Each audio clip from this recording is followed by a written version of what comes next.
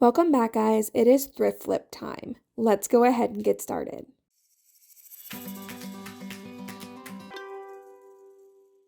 Today's video is going to be short and sweet. I have one item that I'm going to be flipping for you guys today. It is this little countertop cabinet that I found. I think it's very cute, and I'm wanting to give it a makeover and a second chance at life. So we're going to start by cleaning it up off camera. I used some warm water and Dawn dish soap and wiped it and cleaned it out really good and let it dry. And I did that about a month ago. So now I'm just going to take a baby wipe away any dust that might have accumulated, and then start in by filling in these screw holes that are on the side of the piece. I don't care if this is perfect, so I'm just going to use a popsicle stick, push in the wood filler, and then use the straight edge side of it to make it as flush as possible. Before doing that, I did tighten down all of the screws to make sure they were nice and secure.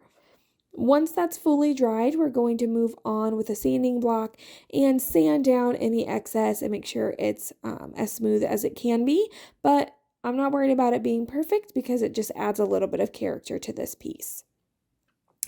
Moving forward, I'm going to be painting this entire piece white, including that front little plastic area. It is a little scratched and beat up, so we're just going to hide that with some paint, and we're going to end up decoupaging. So I am just using some white chalk paint that I've already mixed up with a little bit of water. This just thins it out, helps it spread a little more evenly, and it's a little easier to control.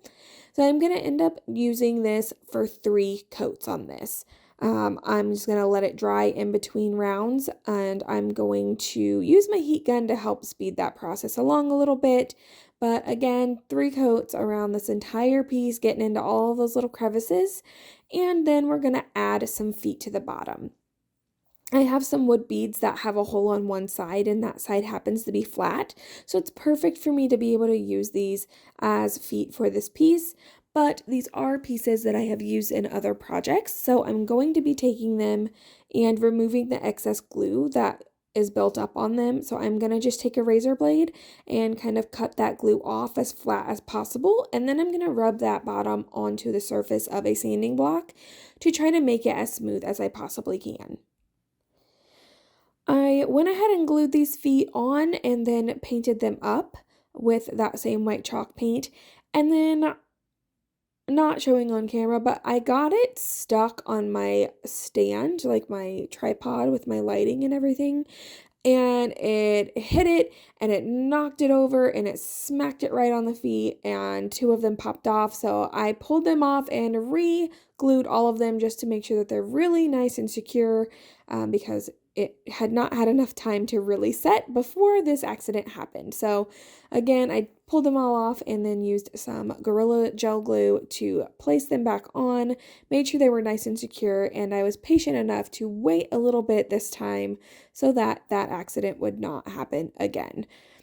So once I got those painted up, those were dry, those were on, they were secure, we are going to move forward with giving this a light sanding. I'm wanting to distress this back down a little bit to kind of make it fit the vibe. So I'm just using a 120 sanding block, and I'm going to hit that on all of the edges to bring back that natural wood color underneath to give it that nice distress. So I'm just going to work all of the edges around. I'm going to try to be careful not to take too much off, and then I'm going to wipe down the entire piece to get any of the loose dust from the paint back off of it, clean up my area, and then we're going to move forward with the decoupaging. I have this really beautiful decoupage paper that I picked up. I am not positive, but I think it is a Roycycle design, but I don't know that for sure, because the booth I buy it from is in a vendor mall, and they took the tags off to put it with their their paper that they turn back in and for bookkeeping. So I'm not sure if it is or not, but it is beautiful. It has these chickens on it here, and then it also has some cows, and they're super cute, and I already kind of have an idea in mind for those in the future, but today we're using the chickens. So I'm just going to kind of dry fit it here, see kind of where I want it to lay out. I'm going to crease the paper at the top so that I know exactly where I need to lay it back down once we start in with the Mod Podge. So I didn't want to cut it down right away because I wasn't sure if I wanted to do just the inlay or if I wanted to do the entire frame, but I did decide just to do the inlay. So I'm going to start with some dishwasher safe Mod Podge, which will just help keep it a little more waterproof if it is on someone's kitchen counter and something spills or something, just to help protect the piece a little more. So I'm going to start with a soft bristled brush and paint that on a good even layer all over that plastic part. Lay my decoupage paper back down, and starting from the top middle, I'm going to just work my way out, pushing down and out, trying to get all of the air out.